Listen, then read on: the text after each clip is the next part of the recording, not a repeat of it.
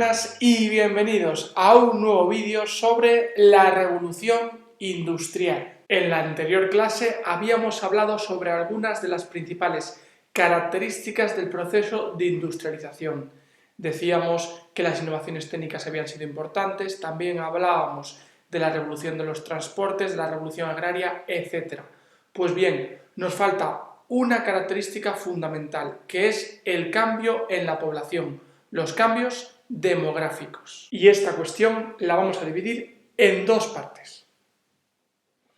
En primer lugar, vamos a hablar de la transición demográfica y en segundo término de las migraciones. Una vez terminado esto, nos quedará para las siguientes clases hablar de la expansión de la revolución industrial al continente europeo, de la evolución de la industrialización y de la economía hasta 1870 y posteriormente hablar de la crisis de esa década y de la segunda revolución industrial. Pues con este planteamiento general, ahora sí, vamos a hablar de historia.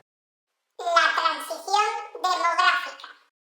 La revolución industrial fue posible gracias a una auténtica revolución demográfica, caracterizada fundamentalmente por un aumento constante de la población. Ya en el vídeo dedicado a la revolución industrial británica habíamos explicado que las islas multiplican su población casi por 6 entre 1750 y 1850 y habíamos hecho hincapié en la importancia que eso tenía para la producción industrial y sobre todo para el consumo. Cabe plantearse, por tanto, cuáles fueron las causas de este crecimiento demográfico.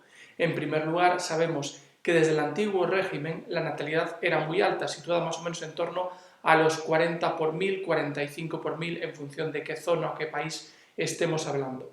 Bien, esa natalidad alta evidentemente favorece el crecimiento de la población siempre y cuando la mortalidad y sobre todo la mortalidad infantil se mantengan a unos niveles bajos. Sin embargo, en el antiguo régimen la mortalidad, e insisto, sobre todo la mortalidad infantil, era también muy alta, cercana a esos 40 por 1000 que decíamos anteriormente de la natalidad. Bien, ¿qué sucede a comienzos del siglo XIX y finales, incluso en Inglaterra, del siglo XVIII?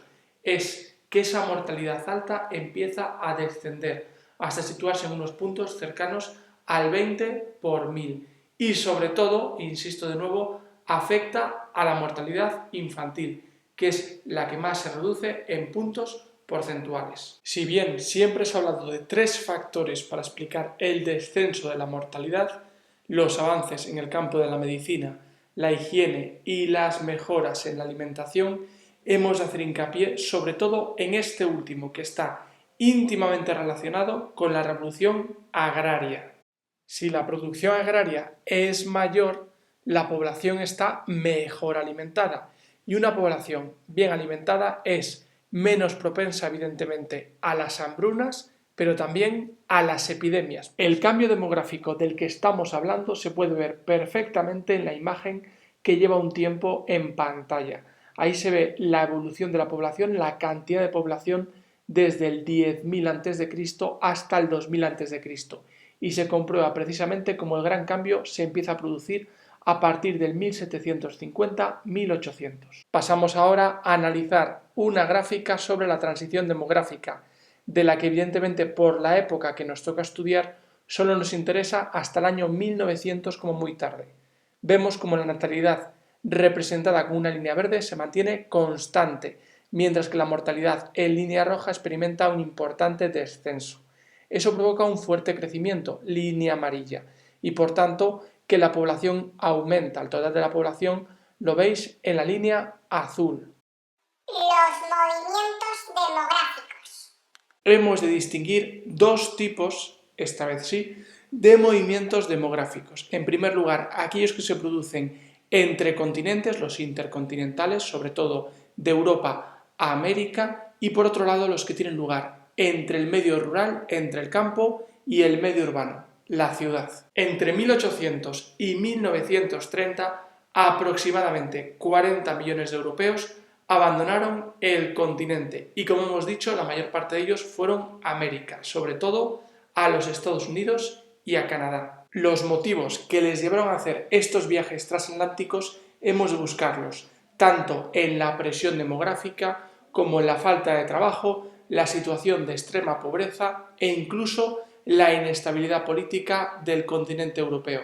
En definitiva, buscaban un lugar donde vivir en paz y donde empezar una nueva vida cargada de nuevas oportunidades. El fenómeno que conocemos como éxodo rural, es decir, el movimiento de población del campo al medio urbano, se produjo fundamentalmente por dos motivos. El primero de ellos tiene que ver con el aumento de la población rural gracias a algo que hemos explicado anteriormente, la transición demográfica. Y evidentemente el hecho de que exista más población para los mismos puestos de trabajo lleva consigo que buena parte de esos campesinos no cuentan con empleo, no tienen sustento, sueldo, por tanto van a tener que buscar una alternativa. Pero es que además, y aquí estaría el segundo motivo, esos puestos de trabajo son menos porque se ha introducido maquinaria en el proceso productivo agrario.